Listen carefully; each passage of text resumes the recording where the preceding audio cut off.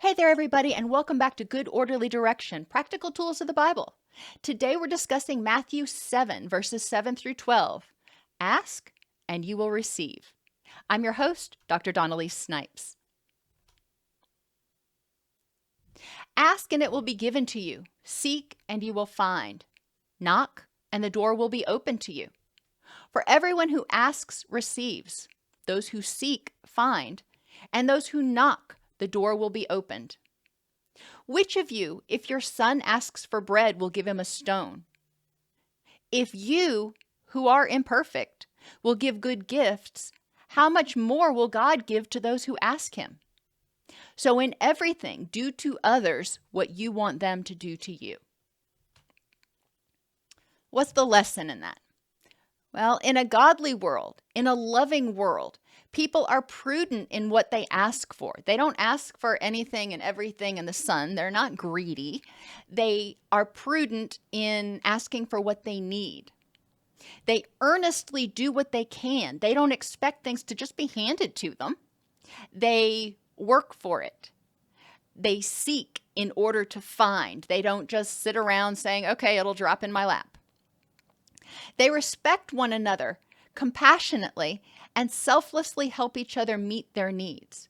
So in a loving world, we work together. We recognize each other's needs and we try to help each other meet those needs. But we can't rely on mind reading. It's not useful to assume that people know what you need or know what you want. You have to ask. You have to tell people, this is what I need. This is what would be helpful right now. If you are depressed, if you're angry, if you're anxious, if you're going through something, or if you're sick, whatever, and you need something, instead of assuming people know what you need, tell them, it would be really helpful to me right now if you, and then tell them what you need. How they handle anxiety or depression or sickness or whatever may be very different. And they may assume that you handle it the same way they do, because we tend to do that as humans. We just do. Which is another reason it's important to tell them what you want, what you need. They are probably not trying to be insensitive or to ignore you. They may just not know that you need something or know what you need.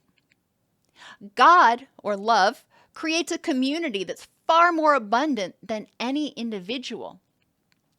If you who cannot do everything, because we know that we're all parts of one body and every one of us has a different role to play, well, we can't be everything to everybody. So if you who cannot do everything will give good gifts to others, you're going to give and you're going to try and you're going to give of your talents, okay? If you are a doctor, you're going to help heal the sick. If you are a teacher, you're going to help educate.